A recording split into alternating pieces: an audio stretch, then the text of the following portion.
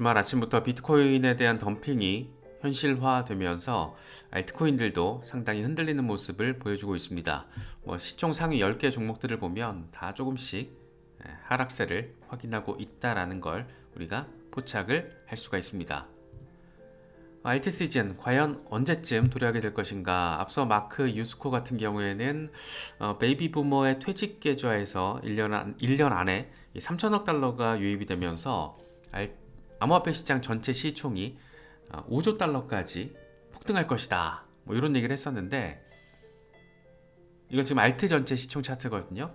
이제 반감기를 거치고, 과거에 늘 그랬듯이 반감기를 거치고 저번 같은 경우에는 21배 랠리가 있었는데, 이번에 반감기를 거치고 최소 3배 정도로 알트 시총이 확 하고 펌핑이 나와 줄 것이다, 이런 얘기를 하고 있습니다. 항상 조금 반감기 직전 상황이나 이전엔 또 직후 상황에서도 시장 전체가 흔들리는 경우가 있었는데, 이번에는 반감기 직전과 직후 상황에서 지금 시장이 어질어질한 모습을 보여주고 있습니다. 과연 어떤 양상이 펼쳐지게 될지, 과거 사이클 흐름이 어느 정도 유사하게 반복될지는 우리가 조금 더 지켜봐야겠지만, 과거 상황을 보면 항상 반감기는 괜찮은 반전의 기준점으로서 평가받곤 했다, 이런 점들도 좀 느낄 수 있는 차트가 아닌가 생각됩니다. 알트 대장 이더리움도 어질어질합니다.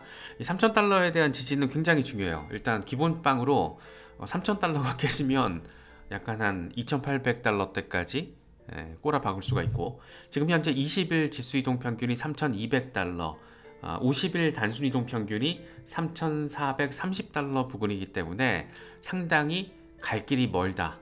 무조건 일단 3,200달러 위로 빨리 올라서 줘야 하고, 3,000달러 위에서는 가급적 지지를 받아줘야 하는 상황이다, 이렇게 볼 수가 있습니다. 다른 알트 대장들, 솔라나 같은 경우에도 20일 지수 이동 평균이 153달러, 50일 단순 이동 평균이 168달러인데 지금 현재 130달러 지지에도 약간 안간힘을 쓰고 있는 모습이 포착이 되고 있습니다. 만약에 지금 구간에서 추가로 하락을 할 경우에는 100달러까지도 한번 덤핑이 나올 가능성도 있고, 지금 수준에서 이제 반등하면 200달러 가는 거죠. 또 랠리 200달러의 어떤 전초가 또 마련이 되는 건데, 이거는 이제 50일 단순 이동 평균인 168달러 위로 올라섰을 때 바라볼 수 있는 그런 숫자라고 할 수 있겠죠.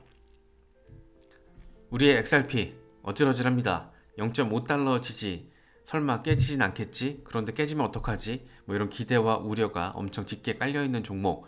XRP 같은 경우에도 20일 지수 이동 평균이 0.54달러, 50일 단순 이동 평균이 0.59달러입니다. 그러니까 지금 알트 주요 대장들이 다 20일 지수 이동 평균과 50일 단순 이동 평균에 대한 지지를 모두 다 받아주지 못하고 있는 상황. 비트코인이 덤핑이 되니까 다른 알트들도 상당히 어려운 단기적인 흐름을 보여주고 있는 상황. 그래서 XRP 같은 경우에도 추가적으로 만약이라도 하방 압력을 받게 된다면 0.46달러대까지도 열려 있고, 반등을 하게 된다면 한 0.69달러대까지 단기적으로 기대할 수 있는 그런 상황이다라는 거. 전반적으로 비트코인이 하방 압력을 받으면서 프라이스 디스커버리를 해주면 안 되고, 어느 정도 반등을 해주면서 안정적으로 저점을 높여가면서 사이드 횡보를 하면서 가격 발견 과정을 펼쳐준다라면 그때부터 알트들로의 자금 유입을 기대할 수가 있고, 그때 작든 크든 어느 정도의 사이즈든 알트들에 대한 순환매 양상이 펼쳐질 수 있다. 요게 지금 우리가 바라는 시나리오인데, 아직 거기까지 가기는 조금 이른가 보다, 이런 생각도 들고, 결과적으로는 홍콩에서 비트코인과 이더리움 현물 ETF가 어느 정도로 인기를 끄느냐가 5월 장세 전체를 관통하는 하나의 굉장히 큰 기준점이 되겠구나 라는 생각이 조금 더 강하게 드는 것은 꼭 기분 탓만은 아닌 것 같습니다. 리플 얘기 나온 김에 리플 소송 사건부터 조금 속보 상황을 짚어보도록 하겠습니다. 되게 흥미로웠어요. 사라넷범 판사가 우리가 승진했다라는 소식은 짚어봤잖아요. 치안판사에서 연방판사로 지금 뉴욕 연방판사로 지금 승진을 했습니다.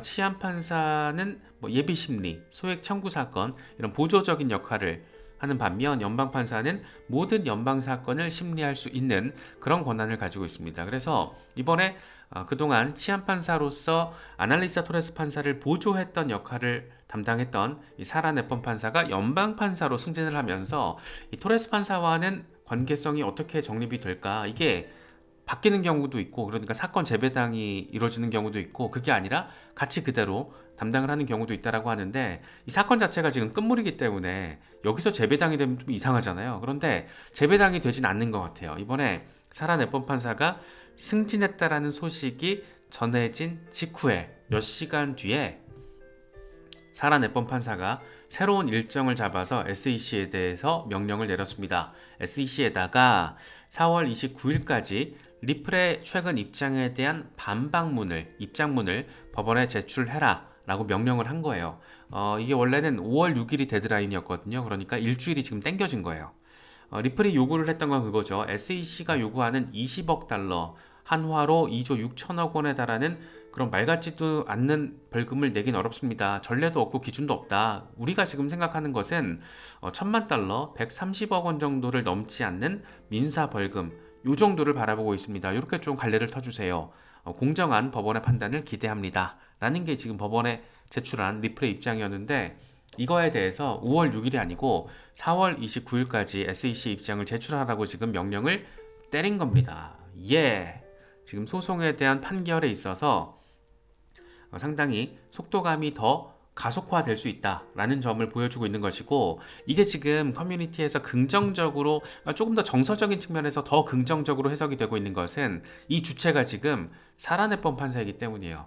사라 네폰 판사는 그동안 SEC를 향해서 굉장히 비판적인 입장을 꽤 자주 펼쳐냈었죠. SEC는 위선적이다, 법에 대한 로열티, 충성심이 없다, 이런 식으로 거의 대놓고 면박을 줬던 그런 양반이고, 항상 이게 어떤 타이밍이 그런 게 나왔냐면 SEC가 자꾸 말을 번복할 때, 그때는 이랬다가 이때는 저랬다가, SEC 내부 문건 공개하라고 했을 때 이걸 공개하지 못하는 이유가 윌리엄 힌만의 개인 의견이었다가 공개 못한다라고 했다가, 그게 아니라 SEC의 공식 의견이어서 공개를 못한다라고 또 입장을 바꿨다가, 그게 아니라 변호사 기밀보호 유지 때문에 공개를 못한다라고 또 입장을 바꿨다가 생지랄 난리를 폈었죠. 그때 사라 네폰 판사가 SEC는 법에 대한 충성심이 없다, 이 새끼들 지금 장난하니? 뭐 이런 식으로 이제 면박을 굉장히 적극적으로 줘서 당시에 글로벌 크립토 미디어 전체 헤드라인을 뽑아줬던, 뭐다? SEC는 위선적이다, 이게 제목으로 나왔었던 그런 역할을 했었던 결정적인 인물이 사라 네폰 판사였거든요. 그래서 오히려 아날리사 토레스 판사보다 더 적극적으로 SEC를 갈궜던 인물이죠. 그래서 이런 인물이 이번에 연방 판사로 승진을 하면서, 더군다나 직후에 승진하자마자 기존에 있었던 일정을 직권으로 앞당겨 버린 겁니다. 재밌죠? 전 되게 재밌게 느껴졌어요. 뭔가 속도가 붙을 수도 있겠다. 이게 뭐 꼭 리플의 우호적인 결론이 나올지 어떻게 될지 모르겠는데, 사건 자체가 이제 나올 거 다 나왔고, SEC도 뭐 나름 어떤 20억 달러의 근거로 주정을 지금 했으니까, 리플 측의 이런 입장에 대해서 반박을 얼마나 조금 더 선명하게 해줄지에 따라서 20억 달러에 가까운 숫자로 법원이 갈래를 탈지, 아니면 1,000만 달러에 가까운 숫자로 법원이 갈래를 탈지, 이런 것들이 정리가 되겠구나, 뭐 이런 생각이 좀 개인적으로 들더라고요.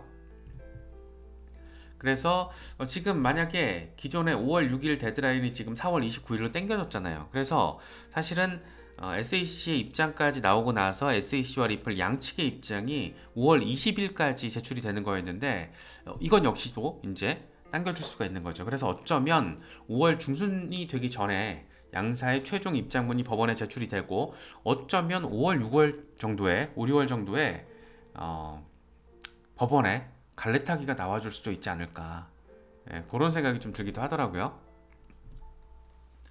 최근에 제레미 호건 변호사가 이런 얘기를 했었어요. 내가 보기에는 최종 판결은 올 여름에 나올 것 같아. 투자자들이 피해를 받았다라는 증거, 이건 SEC가 제출을 해야 되는 거잖아요. 제시를 해야 되는 건데, 이게 지금 부족하기 때문에 SEC의 대규모 벌금 20억 달러, 이거 받아들여질 가능성은 낮아 보인다. 타협 방안으로 리플에다가 1억 달러 민사 벌금, 요 정도는 가능할 것 같습니다 라고 이야기를 하더라고요. 1,300억 원 수준.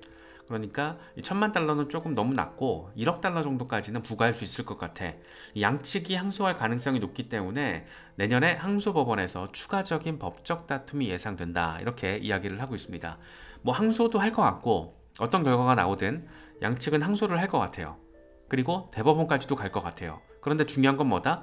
미국은 우리나라와 달리 1심이 법률심, 사실심, 2심과 3심, 그러니까 2심부터가 법률심, 우리나라는 3심 대법원만 법률심이잖아요. 그러니까 사실관계를 따지는 것은 1심 재판에서 다 끝난다라는 겁니다.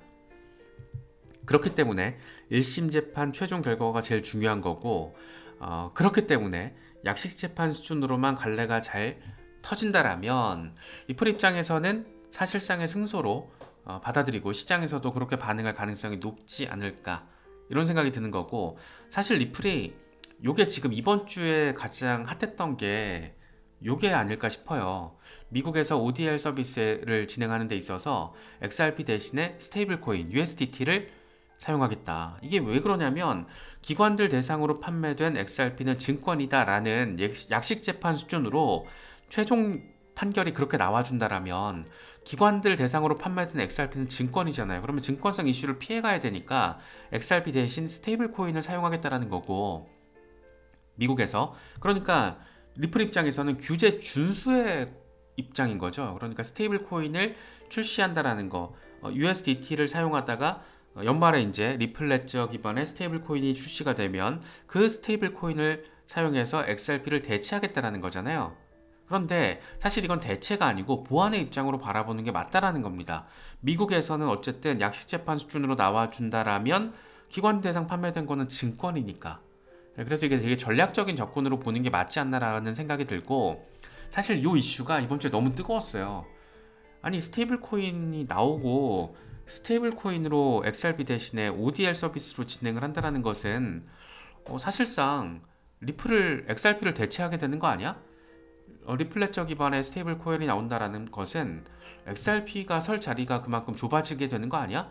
뭐 이런 어떤 담론이 XRP 커뮤니티에서 굉장히 뜨겁게 달아올랐던 거죠. 그래서 데이비 슈월츠가 직접 등판해서 이야기를 했었죠. 스테이블 코인은 자산을 오래 보유하는 경우를 제외하면 뭐 별다른 이점 없다. 무엇보다 효율적인 XRP 결제 솔루션 채택이 중요하고 XRP 사용을 방해하는 장벽을 제거하는 게 목표다. XRP가 훨씬 더 활용성이 높다라는 이야기를 해요. 그러니까 미국 상황의 지금 특수성인 거잖아요. 만약에 이제 법원이 약식 재판 판결까지도 뒤집을까? 그러진 않을 것 같은데, 그러니까 리플 입장으로 뒤집을 가능성, 다시 말해서 기관 대상 판매 물량이나 2차 시장 판매 물량이나 모두 다 비증권이다, 뭐 이렇게 얘기하긴 좀 어려울 것 같아요. 이미 아날리스타 토레사 판사와 사라네폰 판사가 조율을 해서 기관 대상 초기 판매 물량은 증권, 2차 시장 판매 물량은 비증권, 이렇게 갈래를 텄는데, 리플 ODR 서비스의 특성상 지금 기관들이 XRP를 통해서 ODR 서비스를 사용하는 비중이 50%가 넘는다라는 거예요. 그런데 그게 XRP를 사용하게 될 경우에는 증권성 논란에 휘말리게 될 거니까, 만약에 약식 재판 수준으로 최종 판결이 정해진다라면, 그러니까 리플은 나름 지금 짱구를 굴리는 거죠.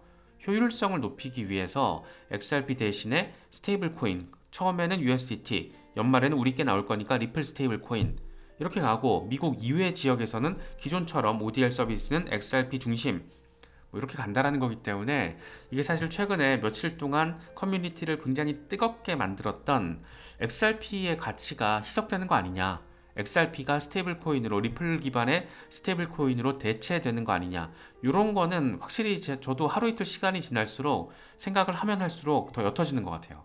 확실한 거는 개인적으로 약간 확실성을 가지고 느끼는 것은 대체제가 아니고 보완제 성격이다. 뭐가? 스테이블 코인이. 그래서 그렇게 바라보는 게 맞지 않을까 싶고, 일단 리플의 CTO가 이렇게까지 얘기를 하잖아요. 중요한 건 XRP라는 거잖아요. 그래서 이번 리플 소송 판결이 언제 어떤 방식으로 나와줄지가 역시나 가장 중요하다. 이렇게 또 정리를 할 수 있을 것 같습니다. 블록풀이라는 암호화폐 분석가가 이런 얘기를 해요.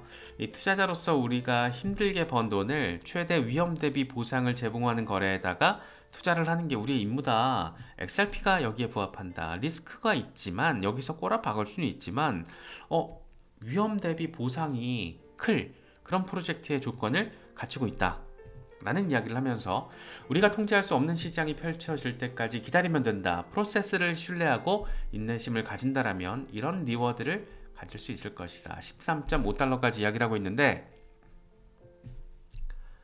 기술적으로 이렇게 패턴이 예쁘게 나와주고 있는 상황에서 이슈적으로 한 방 빵 들어오면 이제 긍정적으로 가는 거잖아요. 우리가 지금 기대하고 있는 최대 이슈 포인트는 뭐다? 소송에 대한 긍정적인 결과. 어느 정도 수준? 약식 재판 수준으로만 나와줘도 땡큐. 뭐 이렇게 정리할 수 있지 않나 생각됩니다. 차트가 좀 괜찮아 보이는 알트들 몇 개 간단히 짚어보면, 니어 프로토콜 4시간 차트거든요. 지금 알트들이 비트코인 덤핑에 따라서 힘을 또 아래쪽으로 받고 있는데, 일단 상단 저항을 뚫고 지지 테스트를 벌이고 있습니다. 만약에 이번에 비트코인 덤핑에 따라서 추가로 빠지게 되면 여기서 더 머무를 시간이 길어지겠죠. 그게 아니고 다행히 또 반등을 해줘서 지지를 받는다라면 나아갈 가능성, 차트가 예쁘다. 폴리곤 매틱 같은 경우에도 엄청난 저항을 꽤 지속적으로 받았는데 지금 상단 저항 돌파 테스트를 이어가고 있습니다. 여기서 지금 약간 살짝 더 빠졌거든요.